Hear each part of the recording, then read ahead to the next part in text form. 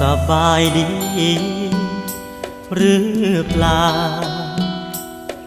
กินข้าวแล้วบ่คนดีอยากรู้คนอยู่ทางโน้นยังคิดทอดคนทางนี้อยากฟังถ้อยคำหวานเดิมซ้ำเก่าฝากฟังมือความกันที่ทำงานห่างกันสองห่างวันอาทิตย์ค่อยเจอหน้ากันสู้กับงานวันจันทร์หอดเสาร์บอกใจเงาคิดทอดอดเอาสายก่อนยามอยู่ห่างสายตา